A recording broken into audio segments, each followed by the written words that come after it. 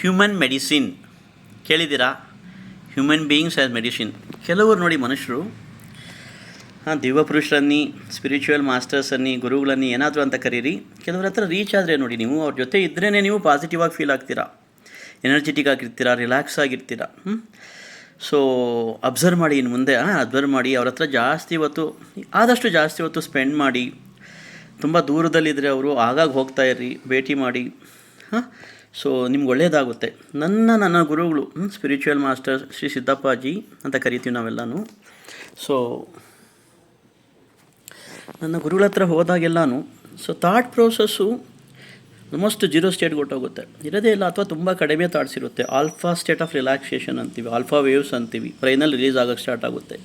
ಕೆಲವು ಸಲ theta and delta ಸ್ಟೇಟ್ಗೆ ಹೋಗ್ತೀವಿ. ಆ ಥಾಟ್ಸ್ ರಿಲೀಸ್ ಆಗ್ತಾ ಇರ್ತೈತೆ, ಆ ಸ್ಟೇಟಲ್ಲಿ ಆ ವೇವ್ಸ್ ರಿಲೀಸ್ ಆಗ್ತಾ ಇರ್ತೈತೆ, ಆ ಸ್ಟೇಟಲ್ಲಿ ಇರ್ತೀವಿ ನಾವೆಲ್ಲನೂ. ತುಂಬ ಡೀಪ್ ಮೆಡಿಟೇಟಿವ್ ಸ್ಟೇಟ್ ಅನ್ಬೋದು, ರಿಲ್ಯಾಕ್ಸೇಷನ್ ಸ್ಟೇಟ್ ಅನ್ಬೋದು, ಪಾಸಿಟಿವ್ ಸ್ಟೇಟ್ ಅನ್ಬೋದು. ಅದಕ್ಕೆ ಕಾಮಾಗಿರ್ತೀವಿ, ಕೆಟ್ಟ ಆಲೋಚನೆಗಳು ಬರೋದೇ ಇಲ್ಲ. ಸೊ ತುಂಬ ಹ್ಯಾಪಿಯಾಗಿ, ಹೆಲ್ತಿಯಾಗಿ, ಅಬಂಡೆನ್ಸ್ ಆಗಿ, ಸಮೃದ್ಧಿಯಾಗಿರ್ತೀವಿ ರೀ. ಅಂಥವ್ರ ಸ್ನೇಹ ಮಾಡಿ, ಅಂಥವ್ರ ಜೊತೆ ತುಂಬ ಹೊತ್ತು ಸ್ಪೆಂಡ್ ಮಾಡಿ, ಅಂಥವ್ರ ಜೊತೆ ಇರ್ರಿ, ಫೈಂಡ್ ಔಟ್ ಮಾಡಿ, ಅಂಥದ್ದೇ ಒಂದು ಗುಂಪು ಮಾಡ್ಕೊಳ್ಳಿ. ಆಗ್ಬೋದಾ? ಚೆನ್ನಾಗಿರಿ ನೀವೆಲ್ಲರೂ. Thank you so much.